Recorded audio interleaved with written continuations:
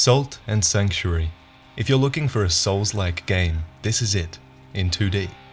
It doesn't just play like a Souls game, it feels like one, and I think there is a difference between those two things. For example, Lords of the Fallen played like a Souls game, but it didn't give me a Souls-like experience. On the other hand, Salt and Sanctuary legitimately feels like a 2D Souls game, true to the form, and that's exciting. So I'm sitting here, right, and I'm trying to articulate how exactly this game feels different, but it occurs to me that I should just show you guys what my first playthrough was like. Let me tell you the stories of what I went through, and decide for yourself whether this is something you want to experience. This world has known war for centuries, but peace is finally preciously near. We have to deliver the princess to the kingdom across the sea, where a marriage alliance can save us all. Failing this mission will surely plunge us into darker days. The introduction is elegant. It gives me a simple objective while teasing you with the wider plot going on behind the scenes, and as soon as you're dropped into the game, you're in a scenario where that world is threatened, because the ship is under attack, and they fear the princess is going to be ransomed. There's only one way to describe what feeling strikes you next. The game feels familiar. You know when you pick up an FPS game and you know how it works right off the bat because you've played other first-person shooters? It's kind of like that. There's block, parry, roll, light attack, strong attack, jump, guard breaks, a dedicated healing potion, and a stamina bar that works identically to those in the Souls games. But the familiarity goes further than just controls. It's in so many elements of the game's design, and there's so many moments in the game where things just click for you. I felt this as soon as I fought my way to the deck of the ship and saw what I was facing. You know how the Asylum demon in Dark Souls is kind of like, "Hi, welcome to Dark Souls, I'll be your tutorial." Well, Salt and Sanctuary was clearly inspired by that, because you're not exactly expected to get this boss first go. You're actually supposed to die to this boss to progress, and I guess in that regard it's more similar to Demon Souls, where you're supposed to die, but there is a reward for succeeding. I have no idea what you get for succeeding in Salt and Sanctuary though, because understandably I do die here, but I don't feel too bad about it. You wake up on an island. Your goal is to survive and find the princess. The art style begins to make an impression on you. Everything has this cool, faded look, with good use of bloom, especially on light sources. You go inside the first building you see, you light up the room by placing your book on the pedestal, and the significance of this place instantly makes sense. This is a sanctuary, a warm place for you to rest and recuperate before adventuring out and killing things. Sound familiar? And like I said before, it's just another moment that clicks for you. The tutorial boss felt familiar, the combat felt familiar, and now sanctuaries feel familiar as well. They serve the same purpose as a bonfire does in Dark Souls. Here, you can level up by spending this game's equivalent of souls, which is salt. Every enemy so far has given you salt and gold, which can be seen in the bottom left. Now gold can't be lost, and it's used for equipment purchases and stuff like that. Salt, on the other hand, is exclusively for your character, and it's lost upon death. Every time you level up your character with salt, you'll get a talent point in the form of a black orb, which you can use on your character's talent tree. And I save my orb for now, because I don't quite know what style of play works for me yet. I don't know what to invest my points into. So I go out into the world, and I learn. Not by reading tutorials, but just by experimenting, the way it should be. And now I'm on the lookout for things that are Souls-like. I learned that messages in a bottle are like soapstone messages, giving you tips about your surroundings. And I learned that gravestones are like bloodstains in Dark Souls. They show you the last few moments of another player's death. And I learned that if you kick a gravestone, your game crashes. For some reason I do this more than once. There was also a moment where the enemies I'd already killed came back to life later, and I was told about this by a small message in the bottom left. And I needed to learn all of these things because if I did die, then I would have had to restart at the last sanctuary I rested at.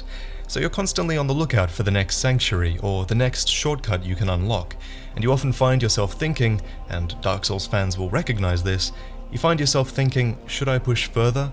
Or should I run back to my sanctuary, get new healing potions, spend all of my salt, and start again? And these are feelings you'll recognize. And speaking of which, another thing you'll recognize is what happens on screen here, because what happened here felt awfully familiar. Try jumping.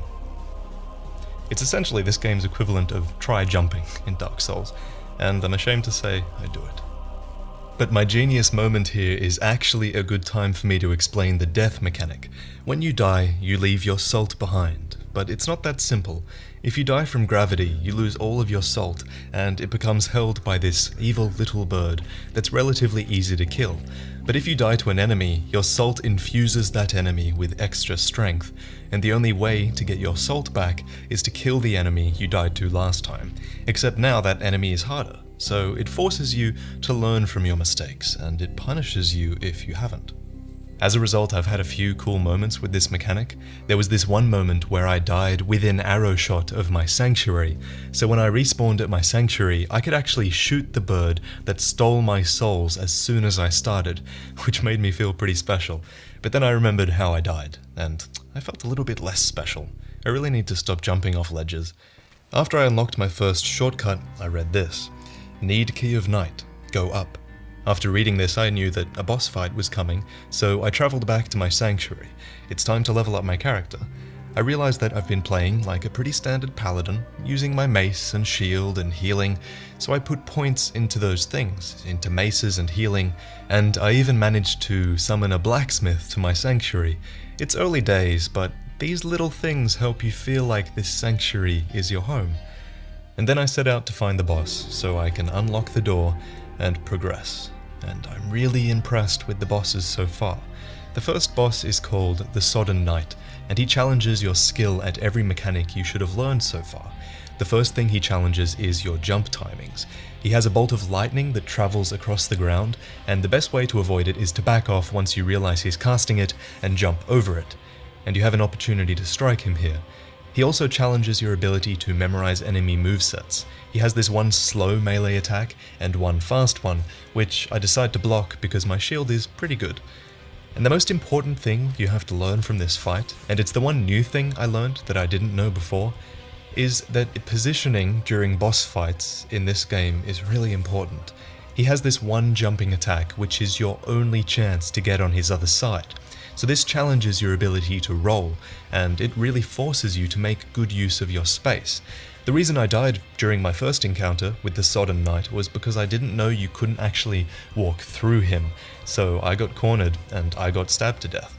In my second fight, I learned from my mistake. I'm rolling under him every time he jumps, and if I get cornered, I wait patiently for my opportunity to roll through and I don't miss it. So the fight was really good. It challenged game mechanics effectively, and my heart was beating fast the whole time. So that's good game design in my book. And so far, the game has been full of these little moments of good game design. One of my favorites was when I killed the Sodden Knight and I used his key to push further into the castle. So I'm doing pretty well, right? I'm jumping over weak platforms to get items, when suddenly the way forward becomes pitch black, and I hear the rattling of chains in the darkness. I go down to investigate, and I'm so focused on the rattling chains that I fall to my death. I was standing on the weak floorboards and I didn't notice because the enemy came into view at that exact moment. Gravity gets me killed more than anything else in this game, I swear. But it's these things that make my experience memorable. There was that time that I had to lure a wolf out of a hole in the wall just so I could get inside.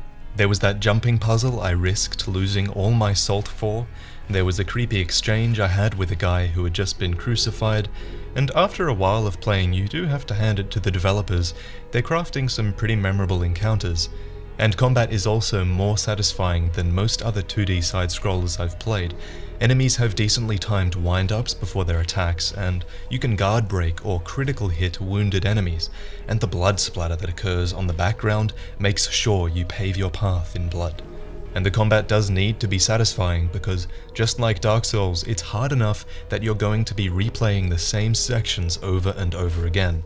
The only time I've had to do this so far was when I faced my second boss, the Queen of Smiles. It's a wonderfully designed boss, and it's much more memorable than the first.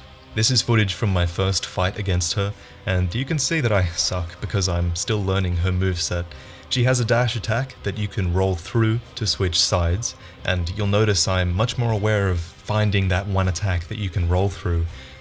She also has an AoE blade attack that you have to find gaps in, and a downward stab that can combo you pretty effectively. It's a seriously fun fight, and it's really quite difficult as well. This one took me 3 tries, but I was using an unupgraded weapon, and that's not including all the times I died before reaching her. So let me tell you the story of the road I did before I got to her. So first you had to get past a crossbow trap, and you can actually see the tripwire if you look carefully, but I never noticed tripwires existed, so I run into them all the time.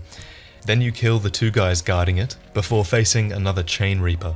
And now, you see, I think I'm so smart here, because I'm going to use that upper platform for more combat room, but genius that I am, I don't notice the tripwire again, and I get completely wiped out by a trap. The Reaper actually got the killing blow, so now it has all my salt, and now it's stronger than usual. Great. It takes 2 more shots to kill next time, but at least I know the trap's there now, right? Nope, apparently that doesn't mean I know how to avoid it. Take 3. Next time I do manage to get past, and there's one more section of enemies before the Queen of Smiles. And at this point it's about doing it as efficiently as possible, so that you have a lot of healing left over for the boss. It reminds me of Dark Souls, where you would run out of Estus fighting your way to the boss, and you would die from lack of healing. Good times.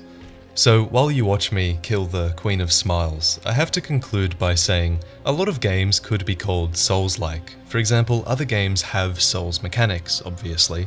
Shovel Knight has a mechanic where you lose your experience at your point of death. Destiny tells the brunt of its story in item descriptions, and tons of games have stats that you can level up, checkpoints, and challenging gameplay. But Salt and Sanctuary has it all. It intrigues me, it engages me, it's executed really well, and it has so much potential just because it understands how to build upon what makes the Souls games really work. And I should probably talk about the creators and how they understand Souls games, because the husband and wife team behind this are Souls fans, just like me and you.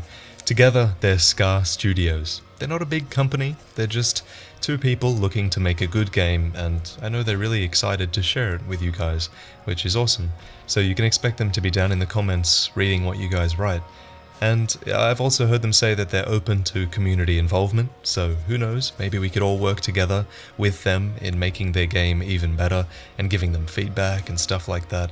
Salt and Sanctuary is currently in alpha, and you guys can reach the developers on Facebook, Twitter, and even Twitch, where they're live streaming the creation of this game, so go and check out those links down below.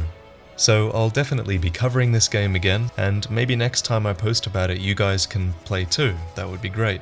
It's currently planned for release this year for PS4, PS Vita, and later for PC hopefully. So I hope you guys do get a chance to try it, because it looks to be something you won't regret playing. Thanks for watching guys, and I'll catch you next time.